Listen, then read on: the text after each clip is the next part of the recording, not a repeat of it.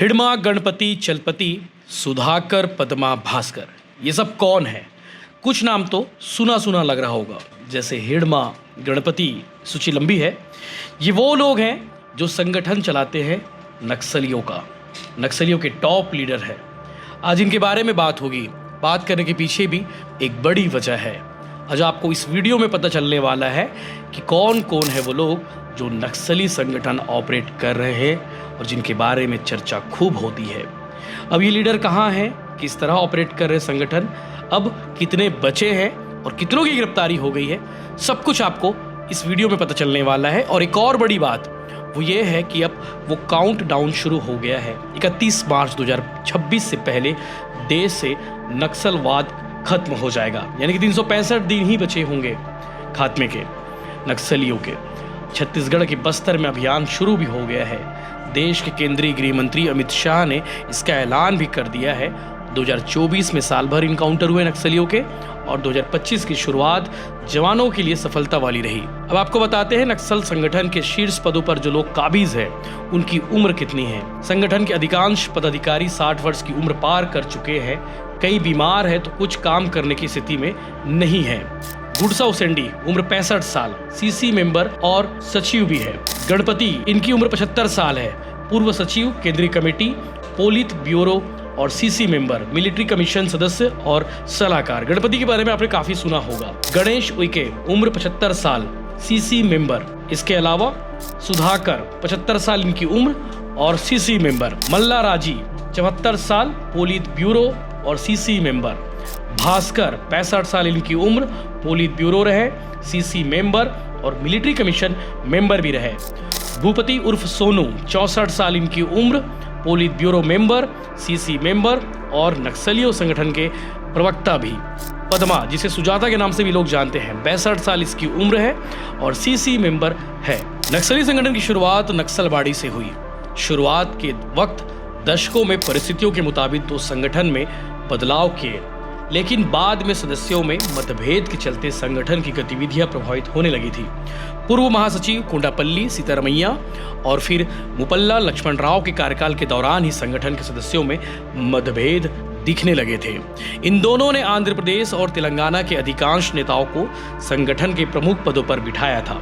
आत्मसमर्पित नक्सली बद्रू बताते हैं, नक्सलियों की मिलिट्री विंग PLGA के छोटे ओहदे में बस्तर, उड़ीसा और महाराष्ट्र के लड़ाकों को शामिल किए गए, लेकिन उन्हें आंध्र और तेलंगाना के नक्सली नेताओं के अधीन काम करना होता था। कई लोगों ने इसका विरोध भी किया, जिससे संगठन में मनमुटाव शुरू हो गए थे। बाद में जब दबाव बढ़ा तो हिडमा को केंद्रीय कमेटी का सदस्य बनाया गया। हिडमा की कहानी हम आपको इसी वीडियो में आगे बताएंगे कि हिडमा कौन है। इसके अलावा संगठन में उच्च पद तक पहुंचने वाला हिडमा पहला स्थानीय आदिवासी है। इसके अलावा नई केंद्रीय कमेटी का महासचिव गणपति को ही बनाया गया था, जिसने लगभग 1.5 दशक तक संगठन की कमान संभाले रखी। गणपति के गंभीर रूप से बीमार होने के कारण नंबाला केशव राव उर्फ बसव राव को महासचिव बनाकर पोलित ब्यूरो की कमान दी गई थी। नक्सली काफी समय से पोलित ब्यूरो के विस्तार की कवायद में जुटे हैं। सूत्रों की माने तो सेंट्रल कमेटी ने 3 वरिष्ठ सदस्यों पक्का हनुमंता उर्फ गणेश उइके, कोडरी सत्यनारायण रेड्डी उर्फ कोसा और किशन की पत्नी पद्मा उर्फ सुजाता उर्फ सुशीला को भी पोलित ब्यूरो में शामिल करने का प्रस्ताव है, लेकिन अभी तक यह हो नहीं पाया है। 16 सदस्यीय पोलित ब्यूरो में 5 सदस्य ही बचे थे, लेकिन चलपति उर्फ रामचंद्र रेड्डी के गरियाबंद मुठभेड़ में मारे जाने के कारण वर्तमान में इनकी संख्या घटकर 4 रह गई है। आत्मसमर्पित नक्सली यह स्वीकार करते हैं कि समय के साथ हुए बदलाव को संगठन आत्मसात नहीं कर पाया। वे पुरानी उग्र वामपंथी विचारधारा पर ही चल रहे थे। साल 2000 में जब छत्तीसगढ़, झारखंड, उत्तराखंड राज्यों का निर्माण की घोषणा की तो नक्सलियों की कमर टूट गई, क्योंकि उन्होंने छत्तीसगढ़ को अपना आधार बना रखा था। राज्य निर्माण के साथ ही नक्सलियों की दिशा बदल गई। वे अपना अर्बन नेटवर्क और युवाओं से कनेक्ट खुद को नहीं कर पाए। 2 बड़े नक्सली संगठन पीपल्स वार और MCC यानी कि मार्क्सवादी कम्युनिस्ट पार्टी का विलय कर सन 2004 में नया संगठन भाकपा माओवादी बनाया गया और सेंट्रल कमेटी का पुनर्गठन किया गया था। नए संगठन में पोलित ब्यूरो में 16 सदस्य और सेंट्रल कमेटी में 24 सदस्यों की संख्या तय की गई, जिसमें दोनों संगठनों के 70 और 30 के अनुपात में प्रतिनिधित्व करने की सहमति बनी। दंतेवाड़ा में जवानों ने 25 लाख रुपए के जिस इनामी नक्सली सुधाकर को मारा है वो संगठन के एजुकेशन डिपार्टमेंट का था। नक्सलियों को अक्षर ज्ञान से लेकर उन्हें हथियार चलाने की ट्रेनिंग देने का काम करता था।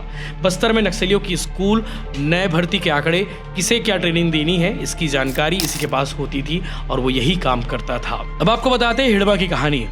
मीडिया रिपोर्ट्स के मुताबिक बस्तर में नक्सल आतंक का पर्याय बन चुके खूंखार नक्सली माड़वी हिड़मा को संतोष उर्फ इंदमोल उर्फ पोडियाम भीमा जैसे कई नामों से भी जाना जाता है। सुकमा उसका गढ़ माना जाता है। यहाँ पर होने वाली सभी नक्सल गतिविधियों पर उसका नियंत्रण रहता है। वर्ष 1990 में नक्सलियों के संगठन से हिड़मा जुड़ा। पिछले कई साल से सुरक्षा एजेंसियों उसकी तलाश में जुटी है। आज भी उसकी तलाश जारी है। छत्तीसगढ़ में कई नक्सली हमलों को अंजाम देने वाले इस दुर्दांत नक्सली का जन्म सुकमा जिले के ही पुवर्ती गांव में हुआ था। यह गांव दुर्गम पहाड़ियों और घने जंगलों के बीच स्थित है। कहा जाता है कि इस गांव में पहुंचना मुश्किल है। इसके बाद भी फोर्स के हौसले को सलाम है जो इस कठिन डगर के बावजूद उसके गढ़ में पहुंच चुकी है, जहां लोगों को सुविधा प्रदान कर रही है। बताया जाता है कि उसके नेतृत्व काबिलियत के बल पर ही उसे 13 साल की उम्र में नक्सलियों की टॉप सेंट्रल कमेटी का सदस्य बना दिया गया। उसकी परवरिश उस समय हुई जब सुकमा में नक्सली घटनाएं चरम पर थी। बताते हैं कि हिड़मा केवल 10वीं तक पढ़ा है। बताया जाता है कि वह अपने साथ हमेशा एक नोटबुक लेकर चलता है जिसमें वह अपने नोट्स लिखता रहता है। साल 2010 में ताड़मेटला में हुए हमले में सीआरपीएफ के 76 जवानों की शहादत में हिड़मा का नाम सामने आया था। इसके बाद साल 2013 में झीरम हमले में हिड़मा की भूमिका महत्वपूर्ण थी। इस हमले में कई बड़े कांग्रेसी नेताओं सहित 31 लोग दिवंगत हो गए थे। साल 2017 में बुरकापाल में हुए नक्सली हमले में हिड़मा की भूमिका भी महत्वपूर्ण थी। इस हमले में सीआरपीएफ के 25 जवान शहादत को प्राप्त हुए थे। बता दें कि हिड़मा ने फिलिस्तीन में हमास से गुरिल्ला युद्ध की ट्रेनिंग भी ली है, ये भी खबर है। इस बारे में बस्तर के आईजी सुंदरराज पत्रिका अखबार को बताते हैं, नक्सलियों की खोखली विचारधारा से लोगों का मोहभंग हो चुका है। पुराने नेता उम्रदराज हो चुके हैं। स्थानीय लोगों के बजाय तेलुगु लीडरों को पर ज्यादा भरोसा करते हैं। यही कारण है कि नक्सलियों के संगठन का ढांचा चरमरा कर अंतिम सांसें गिन रहा है। बीते दिनों नक्सलियों का एक लेटर भी वायरल हुआ था जिसमें स्पष्ट है कि नक्सलियों का अस्तित्व खतरे में पड़ गया है। इस बात को खुद नक्सली मान रहे हैं। उन पर हो रही कार्रवाई के बीच नक्सलियों ने एक हाई लेवल मीटिंग भी की।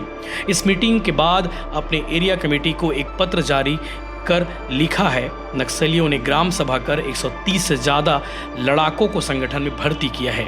इनमें 9 साल के बच्चे से लेकर 22 साल तक के युवक हैं।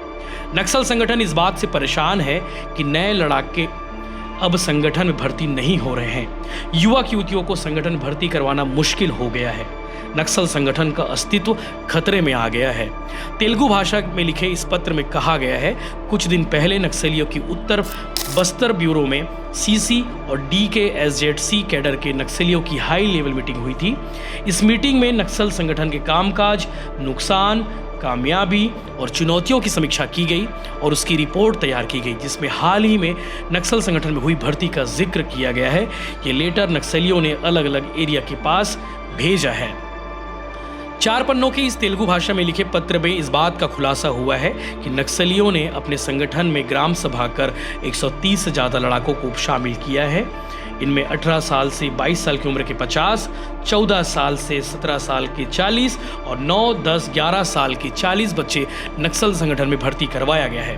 हालांकि नक्सलियों के बड़े लीडर्स वर्तमान में इन्हें लड़ने योग्य नहीं मान रहे हैं। नक्सल संगठन में नए लड़कों की भर्ती और उन्हें लड़ाई में गुर सिखाने, हथियार चलाने, आईडी बनाने, तरीके सिखाने की बात लिखी हुई है। पत्र में लिखा है कि कुछ महीने पहले माड़ इलाके में ग्राम सभा कर जितनों की भर्ती किया गया था वह अंतिम भर्ती थी। जो भर्ती हुए हैं वह अभी लड़ने योग्य नहीं है, अभी फाइटर्स चाहिए। नक्सलियों ने अपने पत्र में लिखा है उन्हें नक्सल नीति, राजनीति, लड़ाई की ट्रेनिंग दी गई है। जो संगठन में है उनमें अधिकांश ने सरेंडर कर दिया है और कुछ मारे गए हैं। यदि नक्सल संगठन में नई भर्ती नहीं होती है तो नक्सलवाद का अस्तित्व खतरे में है। लड़ने में मुश्किल होने का जिक्र भी किया है। माड़ डिवीजन के इंद्रावती एरिया कमेटी और नीलनार एरिया में 130 लोगों की नई भर्ती हुई है, जिन्हें गुरिल्ला युद्ध की ट्रेनिंग दिए हैं। 18 से 22 साल की युवक युवतियों को हथियार थमाया गया है। नक्सली के इस पत्र में लिखा है, यदि कोई युवक युवती संगठन में शामिल होते हैं, हथियार पकड़ते हैं, तो वे अब गांव ना जाए, क्योंकि उन्हें डर है कहीं लड़ाके सरेंडर ना कर दें या फिर पुलिस उन्हें गिरफ्तार न कर दे। पत्र में लिखा हुआ है कि जो भी नए लड़ाके भर्ती हुए हैं, उन्हें नक्सलियों के ट्रेनर, स्नाइपर समेत अन्य हथियारों की जानकारी दे, एयर स्ट्राइक, जंगल की भौगोलिक स्थिति और गुरिल्ला वार के गुर सिखाए। ये तो कहानी थी नक्सलियों के नेता, संगठन और उनके लीडर्स की, जिनके बारे में आपको जानना जरूरी था। आपको मालूम होगा कि देश के गृह मंत्री अमित शाह ने कहा है कि छत्तीसगढ़ से नक्सलियों का खात्मा हो जाएगा और देश से भी। आने वाले 4 अप्रैल को देश के गृह मंत्री अमित शाह एक बार फिर से बस्तर पहुंच रहे हैं। माना जा रहा है कि इस बार कोई निर्णायक मोड पर मीटिंग होगी, जिसमें फोर्स के आला अधिकारी और राजनेताओं के साथ उनकी बैठक होगी, जिसमें कई महत्वपूर्ण निर्णय लिए जाएंगे।